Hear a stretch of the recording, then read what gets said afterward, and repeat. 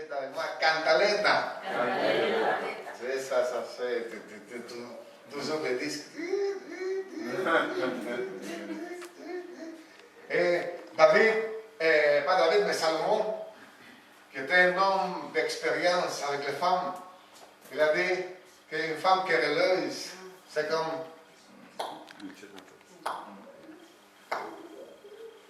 une gouttière. Hein? Comment aimeriez-vous, quand vous êtes couché, vous voulez dormir, il y a cette gouttière dans la bouche.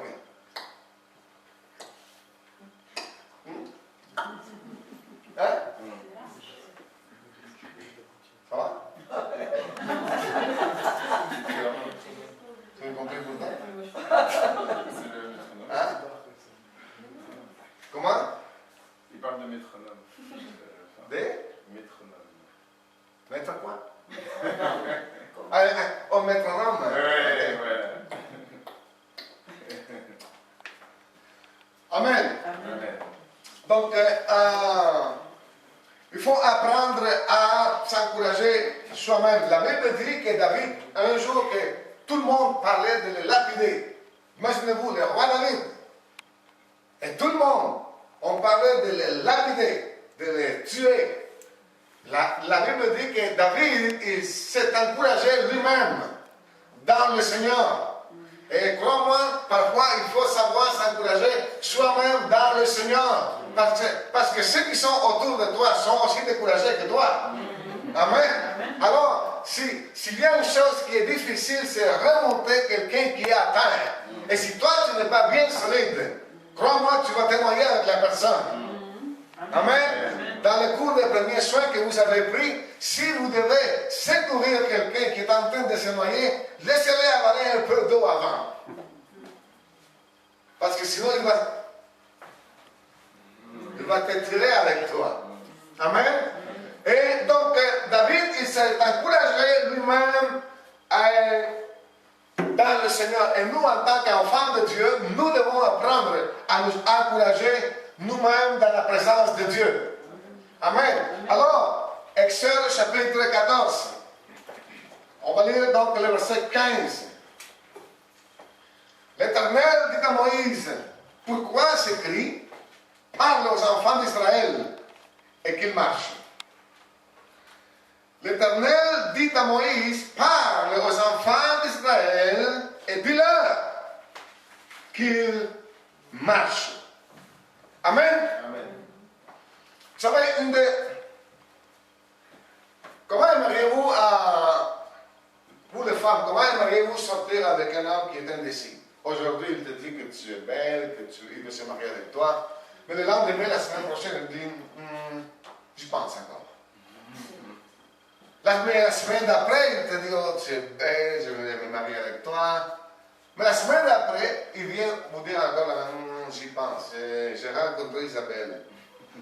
Mais là, une semaine plus tard, il dit, non, c'est toi la plus belle, c'est avec toi que je vais faire ma vie. Mais un mois plus tard, il dit, j'ai rencontré Marie-Pierre. Donc, c'est un va-et-vient. Ça s'appelle quoi? Indécision. Amen. Amen. Et la Bible dit que ceux qui sont indécis, ne pensez pas que vous allez recevoir quelque chose de la part du Seigneur. Amen. Donc, il y a une chose qui est nécessaire dans notre marche avec Dieu, c'est de nous tenir fermes, c'est d'avoir le courage de continuer. Amen. Même quand tu te sens tout seul, même quand personne n'avance avec toi, il faut qu'on avance ensemble. Il faut qu'on dise, moi, mon but, c'est d'atteindre la promesse du Seigneur. Donc, ici, le peuple d'Israël, on vient de sortir de l'Égypte. On vient de voir tous les miracles de Dieu en Égypte. On vient de voir l'Égypte quasiment détruite par la puissance de Dieu. Pharaon vient d'enterrer tous ses premiers-nés. Tous les Égyptiens sont dans le deuil, sont dans le pleurs. Et donc, Israël sort en chantant. Chanterai à l'Éternel pour toujours. Sa droite est mon soutien. C'est la fête. Mais la Bible dit que pendant que les enfants d'Israël partaient, et que Pharaon était dans son deuil, et Pharaon était en train de pleurer ses premiers-nés, Pharaon a commencé à réfléchir, a commencé à dire, et maintenant, qu'est-ce qu'on va faire? On n'a plus d'esclaves. Qui va laver nos vêtements? Qui va laver nos planchers? Qui va laver nos murs? Qui va cuisiner pour nous? Qui va faire les briques? Qui va faire tous les travaux lourds que nous on fait? Et la Bible dit que lorsque Pharaon s'est mis à penser à cela, il a appelé ses généraux, il a commencé à dire, préparez mon char, préparez mes chars, préparez mes fusils, préparez mes canons, on s'en va à la poursuite des enfants d'Israël. Alors, tu vois, c'est pas parce que tu as quitté le monde que Satan est content et que Satan va se croiser des bras et dire, ah ben, il est parti, il est parti. Non, non, non, il va sortir à ta chasse. Amen. Amen. Amen. Amen. Satan va sortir te pourchasser. Et crois-moi, il ne va pas arrêter. Amen. Parce que s'il y a quelque chose que Satan a, c'est qu'il a une tête dure. Il n'abandonne pas. Il n'abandonne. Alors, Pharaon met ses chars en action. L'armée de Pharaon commence à marcher vers les enfants d'Israël. Et les enfants d'Israël sont en train de courir vers la liberté. Mais à un moment donné, ils arrivent dans un endroit où il y a la mer. Là, on commence à se gratter la tête. Qu'est-ce qu'on va faire? Et là, on commence à critiquer. On commence à parler mal du pasteur. On commence à parler mal de Moïse. On commence à critiquer. Mais pourquoi nous as-tu fait sortir d'Égypte? Pourquoi tu nous as sortis d'Égypte pour mourir ici? Et commence la critique et la poussière qui s'est levée. C'était le témoin que l'armée de Pharaon approchait de plus en plus. Et la Bible dit donc que Moïse a commencé à prier. Et dit, Seigneur, qu'est-ce que je vais faire? Et Dieu parle à Moïse. Et Dieu lui dit, pourquoi tu cries vers moi? Lève ta tête et dis aux enfants d'Israël qu'ils marchent. Amen. Amen. Alors, frères et sœurs, c'est le temps de marcher. C'est le temps de nous lever et foncer, alléluia, vers n'importe quel mur que la Bible nous présente. Alléluia, Dieu est avec nous. Amen. Amen. Amen. Amen. C'est facile de le prêcher. Amen. Mais quand tu as la mer devant toi, tu as... Non mais, imaginez-vous, juste mettez-vous devant la mer. Alors, est-ce que vous connaissez la mer? Hein? C'est pas juste une petite rivière. C'est pas juste un petit lac. C'est la mer. Des vagues qui sont capables de renverser tout un bateau. Des vents qui soufflent. Des tempêtes qui se lèvent. Une profondeur énorme. Des kilomètres de profondeur. Et on est là devant cette réalité qui s'appelle la mer. Et en arrière de nous, l'armée de Pharaon vient. Et on n'a aucune ressource. La seule chose qu'on a, c'est la promesse de Dieu. La seule chose qu'on a, c'est la parole de Dieu. Qu'est-ce qu'on va faire? On va se laisser mourir? On va se laisser tirer par Satan? Ou on va avancer au nom de Jésus? Amen. Moïse dit aux enfants d'Israël qu'ils marchent. Amen. Amen. Alors, mes frères et sœurs, vous savez, c'est facile de marcher, mais... Amen. En hébreu, ça nous dit, ça explique, et ça dit, par la foi, les enfants d'Israël ont traversé la mer Rouge. Amen. Amen. Lorsque, alléluia, Moïse a placé le peuple en ordre, et Moïse a dit, maintenant, rentrez. Et la Bible dit que lorsque les pieds des sacrificateurs ont touché l'eau, Dieu a envoyé un vent, alléluia, qui a commencé à souffler et a commencé à ouvrir un chemin nouveau pour les enfants de Dieu. Alléluia. Et le peuple a commencé à voir la délivrance, la magie, le salut que Dieu était pour donner aux enfants d'Israël. Amen. Amen. Et la Bible dit, et voulant les Égyptiens faire la même chose, ont été engloutis. Amen. Amen. réciproquement ce soir.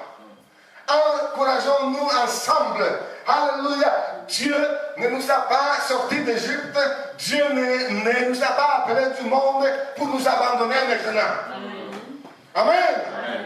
Malgré les soucis, malgré les tempêtes, malgré le Pharaon, malgré la mer, malgré tout ce que les gens peuvent dire, alléluia, Dieu dis à mon peuple qu'ils avancent. Amen. Car je suis avec eux. Amen. Je vais ouvrir pour eux un chemin nouveau. Je vais ouvrir pour eux, amen, la mer. Amen. Oh, amen. Amen.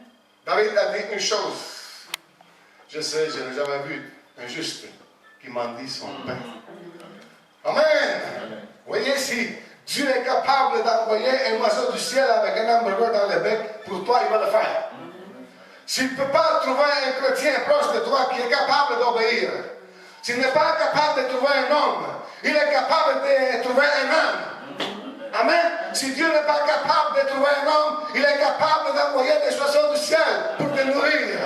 Amen. Mais Dieu a une solution pour toi. Amen. Amen. Amen. Oh, alléluia. Dis aux enfants d'Israël qu'ils marchent. Amen. Juste besoin de mettre ton pied en avant. Juste un pied en avant. Mets un pied en avant. Mets un pied en avant. Mets un pied en avant et marche. Amen. Amen. On fonce. Comment il y a un pasteur à Montréal qui dit il faut foncer pour défoncer. Amen. Et c'est comme ça. Il faut foncer pour défoncer. Amen. Alléluia. Voulez-vous marcher? Amen. Quelle attitude allons-nous prendre devant l'adversité? Allons-nous faire comme les Égyptiens ou comme les Hébreux? Commencer à critiquer Moïse. Oh, c'est Moïse, Aaron, Myriam. Qu'est-ce qu'on va faire avec ces pasteurs? Qu'est-ce qu'on va faire avec nos dirigeants? Pourquoi ils ont pris cette décision? Pourquoi ils nous ont amenés dans ce chemin? Alléluia. Dieu a dit, dis aux enfants d'Israël qu'ils se taisent et qu'ils marchent. Amen. C'est le temps de marcher. Amen. Dieu va nous sortir de ça. Amen. Amen. Dieu va nous sortir. Alléluia. De l'autre côté de la mer. Amen. Alléluia. Dieu va nous sortir de l'autre côté de la mer. Et la Bible dit que lorsqu'ils sont traversés et qu'ils ont vu les Égyptiens engloutis, la Bible dit que Myriam a pris le tambourin et a commencé à chanter. Et tout le monde a commencé à chanter. Amen. Vous savez, quand c'est l'épreuve, tout le monde s'en va. Quand c'est la victoire, tout le monde commence à chanter. C'est facile de chanter après le miracle. C'est facile de chanter après que Dieu a montré sa gloire. C'est facile de chanter quand Dieu commence à se manifester. Mais quand Dieu semble qu'il est en vacances en Colombie. Amen. Quand il semble que Dieu a coupé son téléphone. Quand il semble que Dieu ne répond plus des emails. Quand il semble que Dieu, il ne lit plus son Facebook. Quand il semble que Dieu, il t'a oublié. C'est là qu'il faut chanter. C'est là qu'il faut chanter. C'est là qu'il faut chanter. Et je me réjouis dans l'Éternel. Je me réjouis dans les promesses de l'Éternel. Je me réjouis en toi, mon Seigneur. C'est facile de chanter après. Tout le monde chante après. Même les incroyants chantent après. Parce qu'ils nous voient. Mais chanter avant. Chanter après la mer, c'est facile. Mais chanter avant. Quand tu as Pharaon derrière toi. Et quand tu as la mer devant toi. Ça. Amen. C'est là qu'on voit les vrais adorateurs. Amen. Amen. C'est facile être adorateur dans un concert. Tout le monde adore, tout le monde chante. C'est un concert, c'est un show. Mais adorer tout seul dans ta chambre, amen, quand ton fils est malade, là c'est le vrai adorateur. Amen. Amen. Alléluia. Adorer tout seul dans ton bureau, adorer tout seul, alléluia, dans le parc, quand personne ne veut adorer, quand personne ne veut chanter, quand ça va mal, alléluia. Là, on connaît les vrais adorateurs. Et c'est là que la vraie adoration que Dieu prend plaisir. Amen. Amen. Alléluia. Oh, alléluia. Un des temps les plus sombres de l'histoire d'Israël, C'est lorsque Jézabel et son mari étaient le roi d'Israël. La Bible dit que Jézabel, cette sorcière qui contrôlait son mari et qui a payé avec l'argent du peuple, a mis dans le payroll du gouvernement 850 prophètes de Baal et d'Astarté, payés par l'État pour faire la promotion du culte de Baal. Et la Bible dit que tout le peuple s'est dévié devant et derrière Baal. Tout le peuple s'est converti au culte de Baal. Et la Bible dit que donc le prophète Élie, il y avait quelque chose qui bouillonnait dans son cœur. Il y avait quelque chose qui le rendait inquiet. Il y avait quelque chose qui ne le laissait pas tranquille. Et un jour, il a dit, jusqu'à quand vous allez clocher entre deux pensées? Jusqu'à quand vous allez être l'Éternel est Dieu, Baal est Dieu? Jusqu'à quand vous allez aller à l'église dimanche matin, mais samedi soir, vous êtes à la discothèque? Jusqu'à quand vous allez être entre deux dieux? Si Baal est Dieu, allez-vous-en avec lui. Et si Dieu est Dieu, si Yahweh est Dieu, on va l'adorer. Alléluia. Et il a dit, c'est le temps de décision.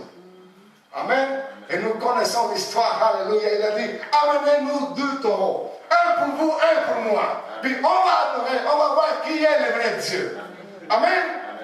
Alléluia, il y a des temps quand il faut vraiment se planter devant Satan et dire, Satan, tu ne niaises plus avec ma famille. Satan, tu ne niaises plus avec mon église. Satan, tu ne niaises plus avec moi. Dehors de ma famille, dehors, alléluia, de mon église, dehors de ma ville. Amen. Est-ce qu'on a des chrétiens comme Élie aujourd'hui? Jusqu'à quand clocherez-vous entre deux pensées? Amen. Pourquoi on a tendance à oublier ce que Dieu a fait pour nous hier? Pourquoi on a tendance à oublier la bonté de l'Éternel envers nous avant-hier? Pourquoi on a tendance à oublier comment le Seigneur nous a guéris dans le passé? Celui qui nous a guéris dans le passé est capable de nous guérir aujourd'hui. Amen. Amen. Celui qui nous a pardonné hier est capable de nous pardonner aujourd'hui. Celui qui nous a délivrés hier, il n'a pas perdu sa puissance pour nous sauver aujourd'hui même. Amen. Alléluia. Jusqu'à quand clocherez-vous entre deux pensées? Amen. Alléluia. Et ils sont montés à la montagne du Carmel. Et Élie a dit, ok, commencez-vous votre culte. Je vais voir. Et la Bible dit qu'ils ont commencé à chanter. On commençait à pleurer. On commençait à invoquer le nom de Baal. Baal, réponds-nous. Baal, réponds-nous. Baal, envoie le feu. Il a dit, ah, mais peut-être votre Dieu est au Mexique. Peut-être votre Dieu est en vacances. Sur les plages de Carthagène. Il se bronze. Criez plus fort, chantez plus fort. Vous savez, c'est pas question de chanter plus fort.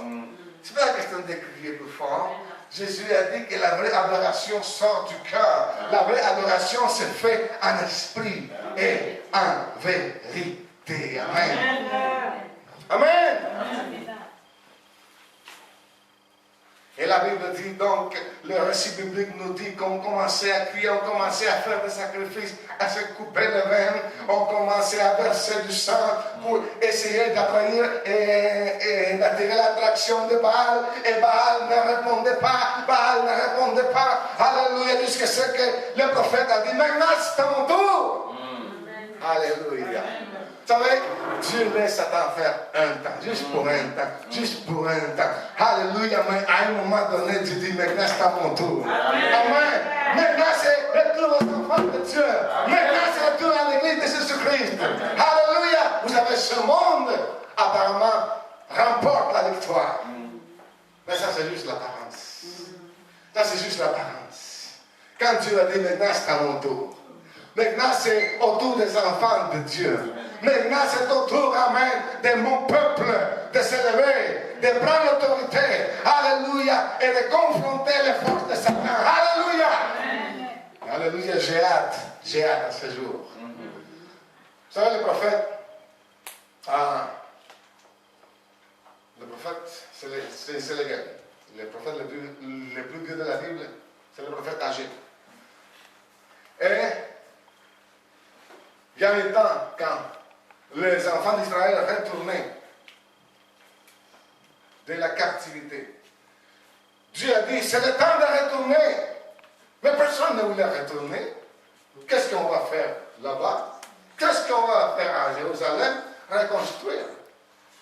Non mais, ça l'air, on a toujours, on a les doigts faciles pour condamner les autres. Mais vous savez, en fait, il faut comprendre ces gens-là. Après 70 ans, ces Juifs-là qui ont sorti, ont grandi là, sont nés en Babylone, ils ont déjà fait les études là, ils ont fait leur vie là, leurs maisons sont là, leurs professions sont là. Qu'est-ce qu'ils vont faire dans un endroit pierreux, rempli de ruines, reconstruire quoi? C'est comme si Dieu dit à la sœur Jeannette, retourne au Congo. Pensez-vous qu'est-ce qu'elle va dire? Non, mes enfants sont bien établis en Belgique. J'ai rien à faire au Congo. Hein? Et c'est ce qui est arrivé aux enfants d'Israël. Dieu leur dit, maintenant c'est le temps de retourner en Judée. Et ils ne voulaient rien savoir. Mais qu'est-ce qu'on va faire en Judée? Il y a juste des ruines. Il y a juste des murs par terre. Et Dieu suscite un prophète. Et Dieu commence à encourager le peuple à reconstruire. Dieu commence à encourager le peuple à construire. Et lorsque le temple était construit, vous savez, ce n'était pas un aussi beau temple que le temple de Salomon. Parce que le temple de Salomon, c'était considéré une des 7 merveilles du monde. Le temple de Salomon, tout le monde venait. Dans le temps de Salomon en Israël, c'était Eldorado. Tout le monde venait de partout pour voir Salomon, pour écouter sa sagesse, pour voir comment Jérusalem était une belle ville, le temple de Salomon, le palais de Salomon, juste pour écouter Salomon.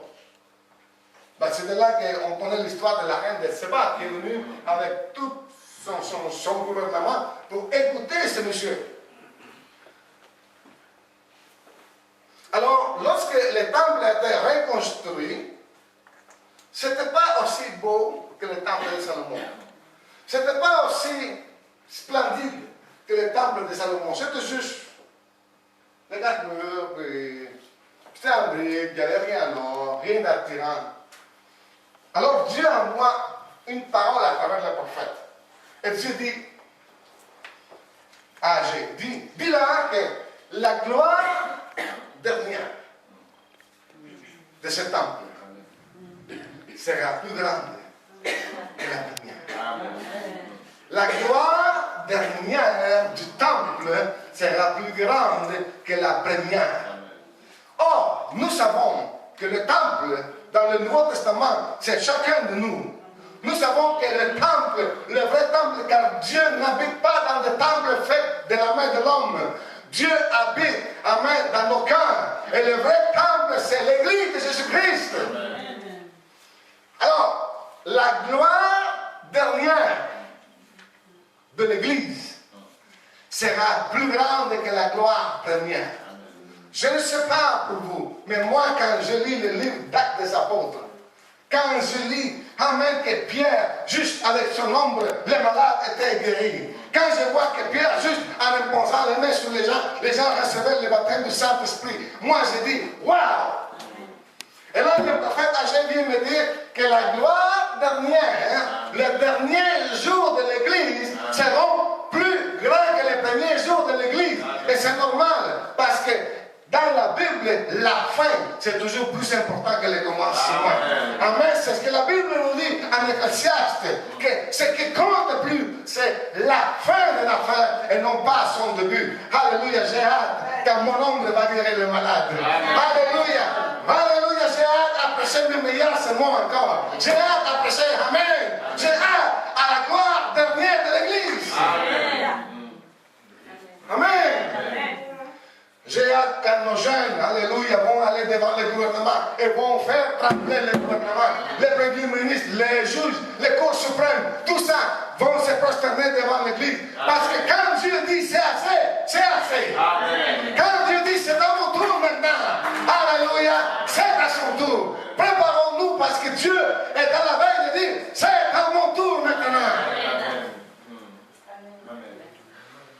Alors, qu'est-ce que vous dites? Hein? Avons-nous le temps de nous décourager? Hein? Vous savez, le découragement, c'est une chose horrible.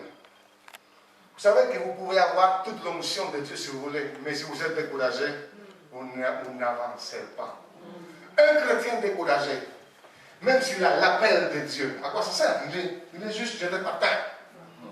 Un enfant de Dieu, même s'il a tous les dons qu'il voudra, dons des prophéties, dons des miracles, dons des discernements, dons des langues, dons de nos langues, et dons des prêcheurs, tous les ministères, tous les dons qu'il voudra. Mais s'il est découragé, hein?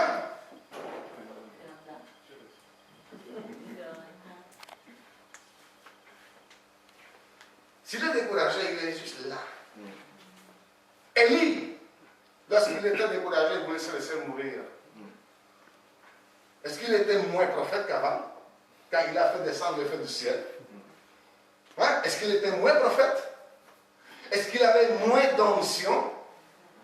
Non, l'onction était là, l'appel était là, les dons étaient là, la présence de Dieu était là, mais Élie était découragé. Ça ne donne à rien un chrétien découragé. Amen. Ça ne donne à rien une église découragée.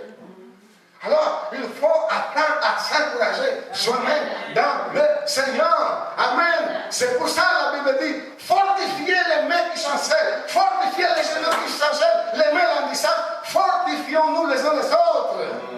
Amen. Vous avez une responsabilité d'encourager la sœur à côté. Nous avons une responsabilité réciproque de nous encourager réciproquement. Oui, non? Amen. Amen. C'est la question, c'est le message que Dieu est en train de dire à Caïn lorsque Dieu demande à Caïn, où est ton frère? Amen. Et Caïn, avec arrogance, répond, est-ce que je suis le gardien de mon frère? Mais la conversation, le dialogue entre Caïn et Dieu nous laisse savoir que oui, mon frère, c'est ma responsabilité. Ma soeur, c'est ma responsabilité.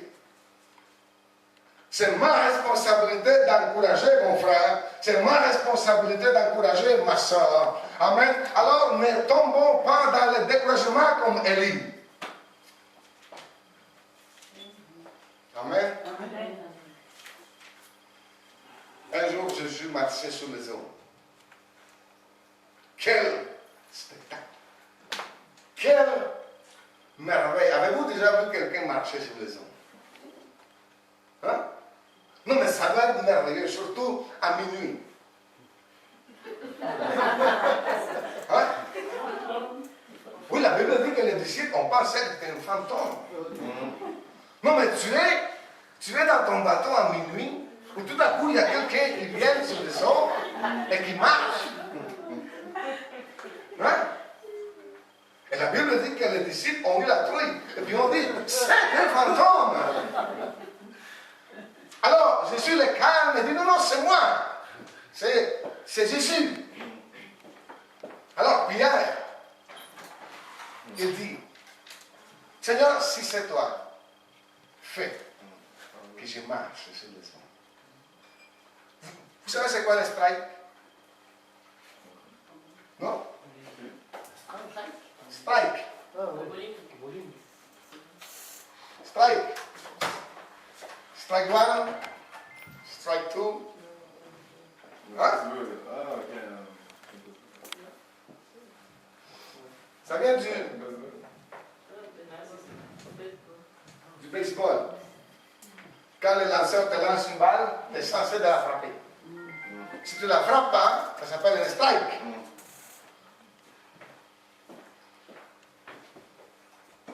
Vous savez que les seuls qui font des strikes, ce sont ceux qui passent au bâton.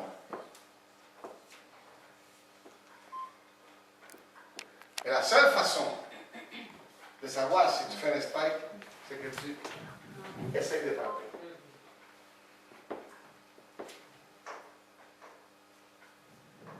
Ceux qui sont sur l'estrade, sur les tribunes, sont là et critiquent. Les journalistes, les spectateurs. Pierre, c'était un gars comme ça. C'était un personnage comme ça. Il faisait beaucoup de strikes. Beaucoup de faux pas, on va dire. Mais il y avait quelque chose dans la vie de Pierre que Jésus aimait. Il y avait cette hardiesse, cette audace d'essayer quelque chose pour Dieu. Amen. Il y avait quelque chose dans la vie de Pierre. Alléluia. Il voulait être là dans le feu de l'action. Moi, Seigneur, je ne veux pas être mis de côté. Moi, je ne veux pas être dehors de l'action. Moi, je veux être là où tu es. Moi, je veux être là. Seigneur, si tu vas faire un miracle, moi, je veux être là. Seigneur, si tu vas sauver la vie de Louvière, moi, je veux être impliqué dans l'affaire. Seigneur, si tu veux guérir quelqu'un, moi, je suis disponible. Seigneur, si tu vas faire quelque chose, si tu vas amener le réveil, moi, je veux être au milieu du feu. Amen. Amen. Un homme d'action, un homme de courage. Seigneur, fais que je marche sur les eaux. Et la Bible dit que le Seigneur lui a dit non, non, non, non, Pierre, de quoi tu parles? Hein? Pourquoi vous me demandez? À quoi ça va te servir de marcher sur les eaux? Hein? Juste faire un spectacle. Juste montrer aux autres disciples que tu marches sur les eaux. Pourquoi tu voudrais marcher sur les eaux? Hein? N'est-ce pas que c'est ça que Jésus a dit? Dites Amen. Non. En tout cas, si moi j'avais été Jésus, j'avais dit ça. Vous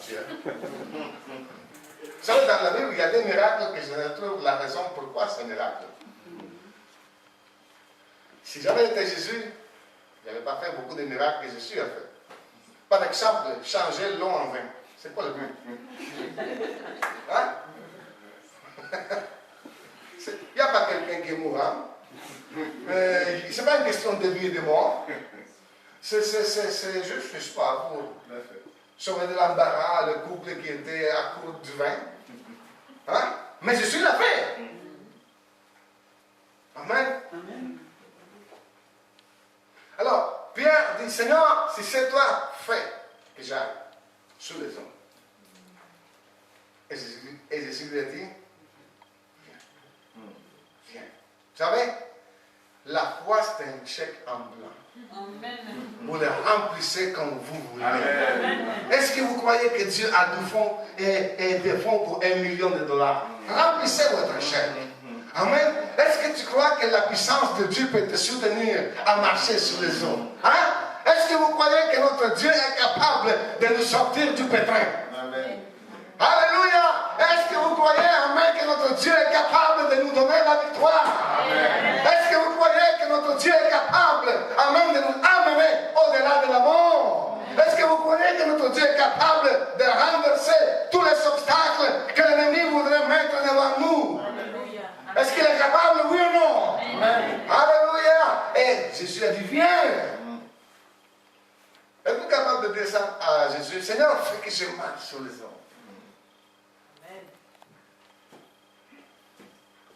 Ça marche.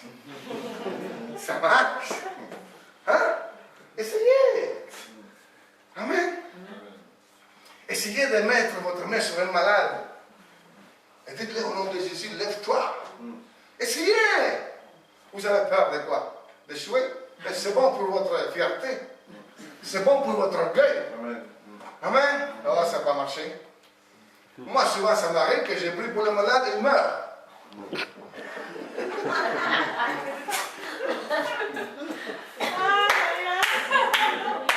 Hein? Mais, alors, ne me demandez pas de prier pour vous si vous. Mais ne me dites pas, pasteur, suis malade, priez pour moi. Demandez à ça aussi. Mais j'ai pris. J'ai pris quand même pour les malades. Et pourquoi? Parce que Jésus l'a dit. Il est bon seront les mains sur les malades et ils seront guéris. Mais il y en a qui sont guéris, mais. Alors, ne vous découragez pas. Ne nous décourageons pas. Dis aux enfants d'Israël qu'ils marchent. Amen. Amen. Dis à mon peuple qu'ils marchent. Je suis avec eux. Je n'ai pas perdu ma puissance. En hébreu, ça dit, souvenez-vous des temps anciens. Quand vous avez connu la puissance de Dieu. Souvenez-vous des temps anciens. Est-ce que vous avez un journal où est-ce que vous écrivez tout ce que le Seigneur vous révèle, tout ce que le Seigneur vous parle? Il y en a qui ont des journaux de leur amoureuse, de leur amoureux, mon premier amour, mon premier bec. On dit ça bec, non? Bisous. La première fois qu'il m'a pris par la main, j'ai senti. Et on écrit ça dans son journal intime. Et quand on est seul, quand on est séparé, parce que si, parce que ça, parce qu'elle est partie travailler, ou parce que je suis en vacances, qu'est-ce qu'on fait? On lit le journal. Quand je me rappelle, et on revit l'amour, non? Vous n'êtes pas romantique. Mais c'est comme ça. Écrivons, regardez qu'est-ce que la sœur fait. Elle écrit. Quand ça arrive que nous devons devant nous un impasse, un obstacle, lisez votre journal avec Dieu. Lisez ce que Dieu vous a parlé il y a un an, il y a 2 ans, il y a 3 ans. Rappelez-vous vous-même des promesses de Dieu. C'est lui qui a promis est fidèle pour accomplir sa promesse. Amen. C'est lui qui nous a sortis d'Égypte. Il ne nous abandonnera pas devant la mer. Amen. Dis aux enfants d'Israël, pourquoi s'écrit? Pourquoi il parle comme ça? Pourquoi il murmure? Dis aux enfants d'Israël qu'ils marchent. Amen. Amen. Alors, ce soir, vous savez, tout ce message que je vous ai prêché, c'est pour moi. Ce n'est pas pour vous. Je prêche pour moi. Marche. Amen. Regardez-moi tous. Regardez-moi. Dites-moi, marchez, pasteur. Marchez. Amen. Je vais marcher. Amen. Amen. Moi, je vous dis, marchez. Amen. Amen. Pourquoi c'est écrit? Dis aux enfants d'Israël qu'ils marchent. Amen. Est-ce que vous connaissez ces chants? Chanterai à l'Éternel pour toujours sa droite et mon soutien. Non? Vous connaissez pas ça? Vous connaissez juste qu'ils sont. Qu'est-ce qui arrive? Hein? Juste les chants des Hillsong que vous connaissez. Amen. On va se mettre debout, s'il vous plaît. Si vous connaissez un chant.